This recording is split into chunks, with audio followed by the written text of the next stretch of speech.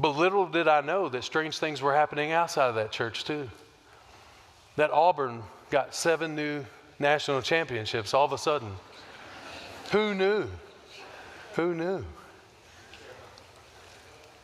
Congratulations. I'm sorry I wasn't here to celebrate with you on this momentous occasion, but it made me go back and read some history about Auburn football team. You don't have to do that to Alabama's team because everybody wants to tell you about Alabama's history, right?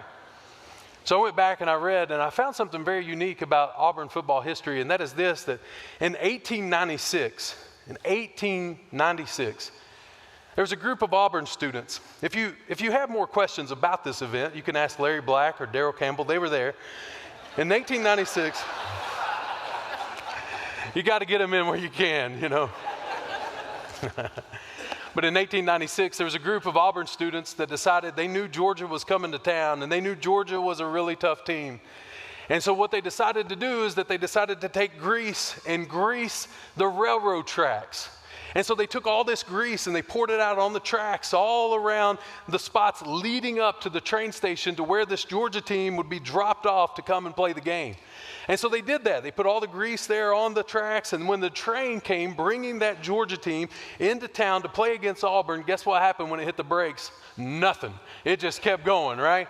And it kept going and kept going and kept going and kept going and kept going, and they could not stop. They couldn't stop. And they slid right by the train station that they were supposed to get off at. They slid right by the door that they were supposed to walk into and go to the stadium and play this game and all this kind of stuff. And so they had to do this crazy thing where they had to get out of the train miles down the road or track, and they had to walk back to the train station. It was in the heat, and they were in their uniforms and in their equipment and all this kind of stuff.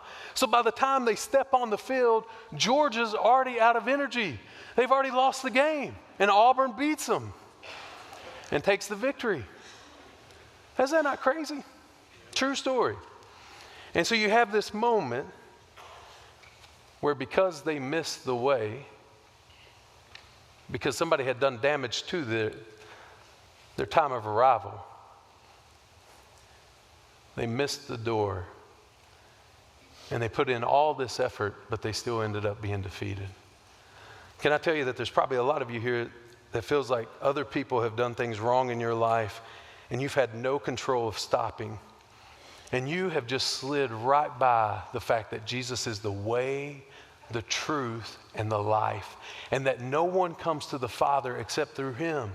And so all of your effort and all of your striving and all of this is just producing more burnout and more exhaustion in you, and you completely find yourself defeated time after time after time.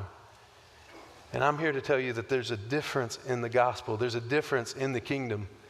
And I found myself on something like this. I just want to confess to you that as I look back now over years of ministry, I want to confess something to you.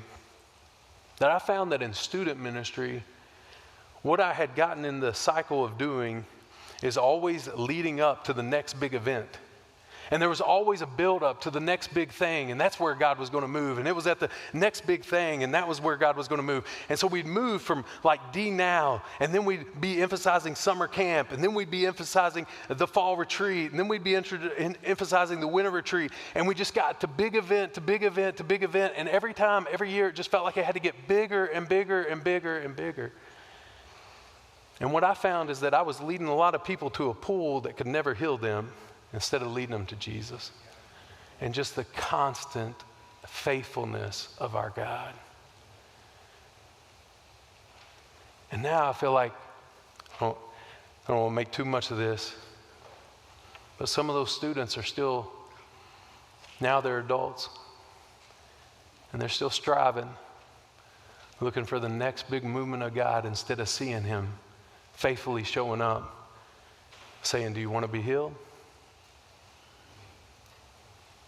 Do you want grace? Do you want forgiveness? So I pray today that we're not obsessed with the big movements of God, but we're obsessed with who God is and what he's done for us in Jesus.